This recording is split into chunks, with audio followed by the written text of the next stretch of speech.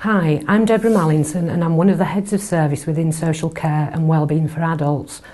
A large part of my role involves chairing disciplinary hearings and making decisions about whether misconduct's occurred, and if it has, what sort of sanction is warranted.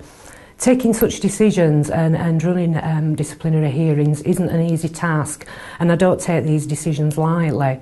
I think one of the things that I always like to consider is that I have to be fair and equitable in terms of doing justice to the council and to the employee. One of the things that I always consider is, has the investigation been a thorough investigation? Is there sufficient information that will enable me to make a decision? Sometimes throughout the hearing it comes to light that there's not enough information, so sometimes I will make the decision to adjourn a hearing to gather more information. Obviously, as part of the disciplinary decision-making process, I have to weigh up all the information, and often that's very complex information that I have to consider. And what I have to do is try and determine whether the allegations that are under question can be proven or not. Quite often the employee will put forward a lot of mitigating factors. So, for example, that they've had lack of training, lack of support or supervision from the line manager, or that their induction wasn't sufficient to equip them with the knowledge that they need to undertake the role. And that will often be cited as a reason for their failings.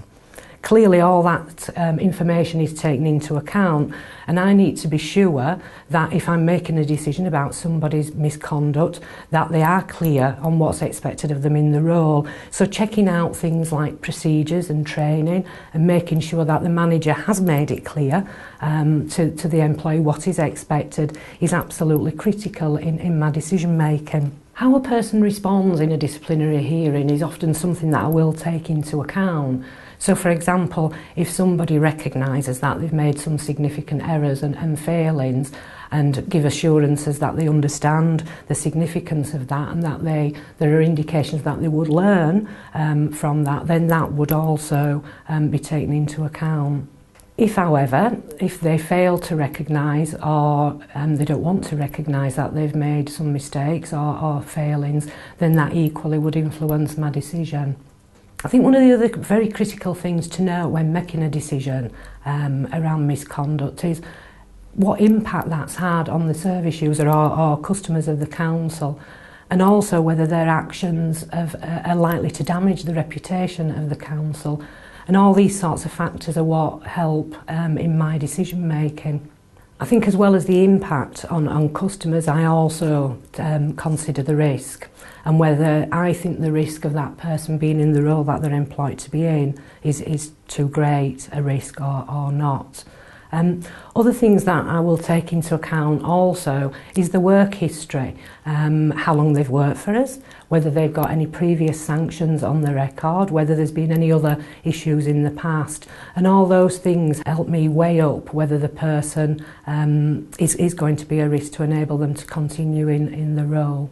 I think probably what you've gleaned from some of what I've said is that no two cases are the same. They're all very individual, all based on different sets of circumstances. And I think the important thing to stress, if anything, is that you have to make sure you've got sufficient evidence and sufficient information to enable a decision to be made that you feel confident in being able to justify if you're challenged on that decision.